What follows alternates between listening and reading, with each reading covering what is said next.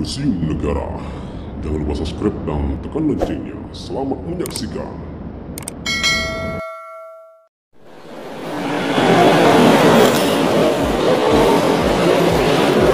Ini adalah gambaran kapal Majapahit. Di sini ditulis model bahtera Majapahit. Model bahtera ini menunjukkan kemahiran pertukaran pada zaman kerajaan Majapahit dalam usaha melintasi samudra untuk memperluaskan jajahan takluknya dan berdagang. Begitu. Dan ini adalah Wiro Sableng. Ini kapak Wiro Sableng. Senjata yang berbentuk tombak ini berusia lebih 100 tahun. Bahagian pangkalnya berbentuk seperti mata kapak dan bersarung, digunakan dalam adat istiadat raja di tanah Jawa. Dan juga satunya lagi yang dinamakan Duisula, sejenis senjata pada zaman Hindu di kerajaan Demak dan Bajang, Jawa, Indonesia. Duisula dianggap sebagai senjata pusaka bernama batu lesek berusia lebih 100 tahun. Oke, kita pindah ke lain. Dan yang ini adalah yang dinamakan batu pintu. Batu pintu ini, pintu-pintu ini merupakan sebagian daripada struktur binaan yang pernah dibangun pada suatu ketika dahulu. Di antara tertiga demi hasil kerja-kerja evakuasi Abdul Qadir Sungai Mas Kuala Kuda Kedah yang membuktikan wujudnya sebuah tamadun silam di kawasan berkenaan Sawat abad ke-7 Masehi.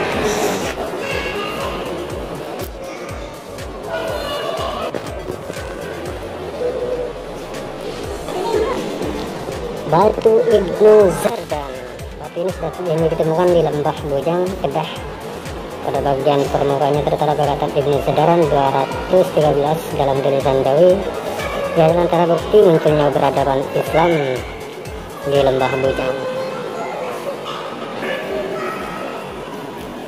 Ini adalah patung Evokotesvara. Patung Evokotesvara ini ditemui di sebuah lombong biji timah milik syarikat Anglo Oriental di Bador, Perak pada tahun 1936. Ia diperbuat dari para gangsa dan mempunyai 8 tangan, namun satu dari badan telah patah ketika ditemui mengikuti pentarikan. Patung ini dianggapkan telah wujud sekitar kurun ke-7 hingga 12 Masehi pada zaman perbedaan Hindu-Buddha di tanah Melayu.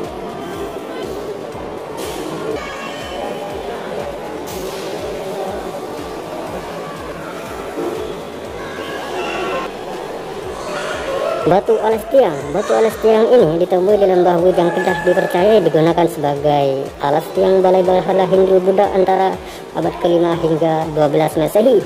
Penemuan batu ini membuktikan bahwa wujudnya pusat peradaban dan kerajaan di Lembah Bojang.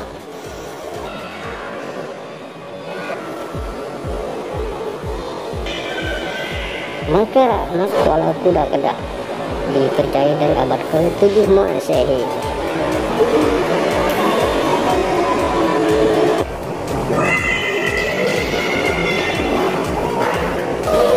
Candi Borobudur. Di Borobudur merupakan candi Buddha yang terkenal terletak di Banggelang, Jawa Tengah, Indonesia.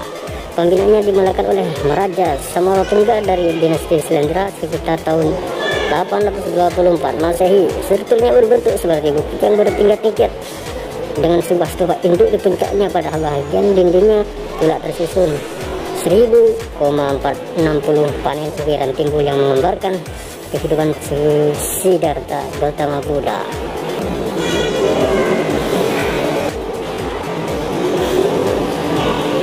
Ini adalah singgasana Kesultanan Perak. Singgasana ini mulai digunakan semasa pertemuan peduka Sari Sultan Iskandar pada tahun 1918, diikuti dengan perbedaan peduka Sari Sultan Abdul Aziz Al-Muslimin Billah Shah pada tahun 1938, paduka Sari Sultan Yusuf Nurdin Shah pada tahun 1998, dan terakhir ialah paduka Sri Sultan Idris Iskandar Al-Mutawakkil alaihi salam pada tahun 1963 di Istana Iskandaria, Kuala Kangsar, Perak.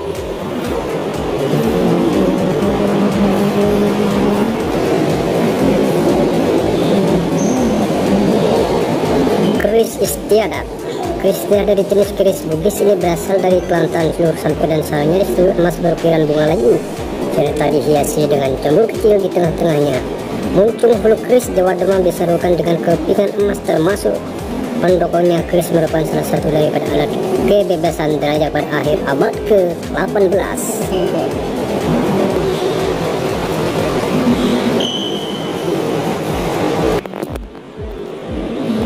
Ini adalah Maryam Lela. Maryam Lela adalah sejenis senjata yang digunakan di alam Melayu. Kebanyakan dihasilkan di Brunei, Johor, Lama, Terengganu, dan Pahang.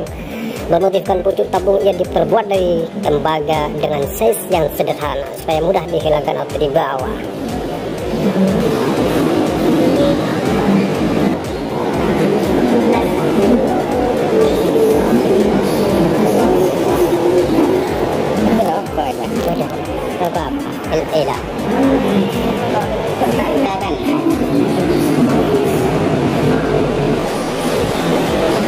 Ini adalah keramik kapal trans sekitar 1370 dengan usia masing-masing.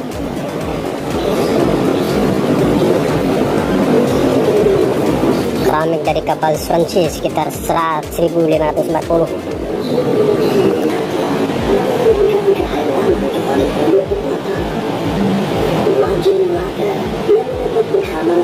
Ini adalah gambaran orang yang penyebaran agama Islam ke seluruh Asia Tenggara.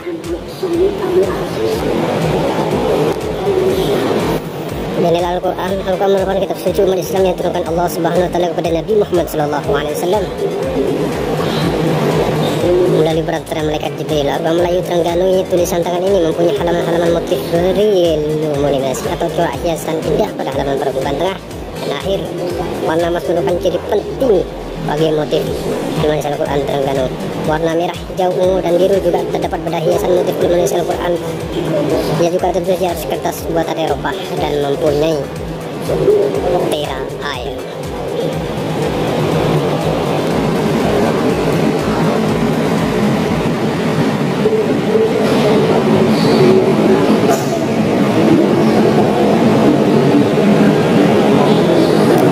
Ini adalah keramik peninggalan pada zaman dahulu yang bertuliskan Arab.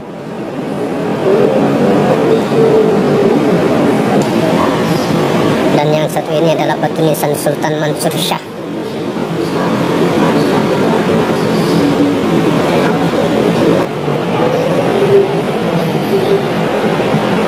Ini adalah peninggalan baju-baju pada zaman dahulu. Tulisan kaligrafi yang indah. Ini adalah Al-Quran Jawa. Maksudnya Al-Quran yang terbuat dari di Jawa, orang Jawa yang buat. Al-Quran Java Island 19 tahun Century Lights. Dan ini adalah baju dari kerajaan-kerajaan pada zaman dahulu. Ini sisirnya guys. Dan juga tuh cucuknya, ini kotanya guys. Gelangnya semua ada guys. Ini adalah museum peninggalan orang Cina pada zaman dahulu.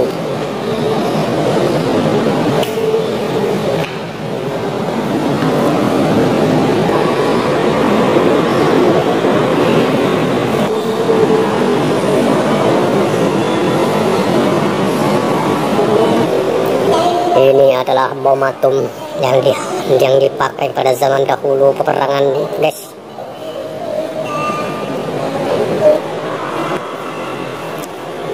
Ini adalah keris terbesar guys, Asia Tenggara guys.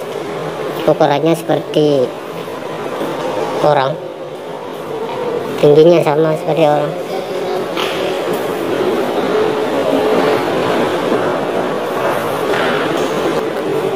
Dan ini baju perang anti peluru.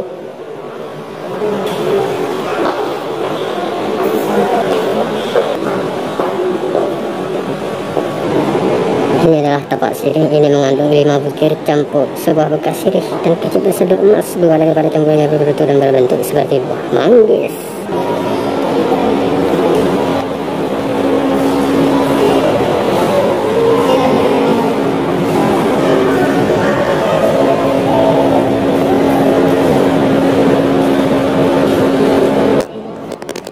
Ini adalah kuburan zaman dahulu guys.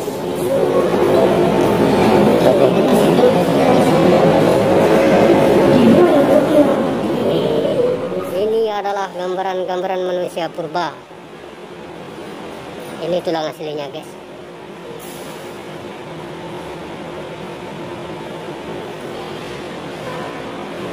Mengerikan guys. Ini gambar gambarannya guys, pembuktian pencariannya guys.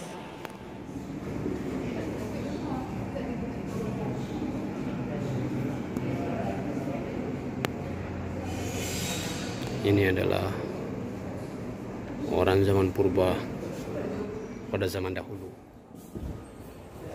Ini adalah gambaran orang Portugis yang menjajah di Malaysia. Begitu. Rambutnya panjang-panjang guys. Maklum zaman dahulu tidak ada gunting guys.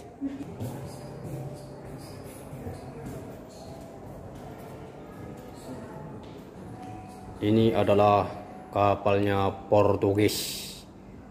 Orangnya Ronaldo.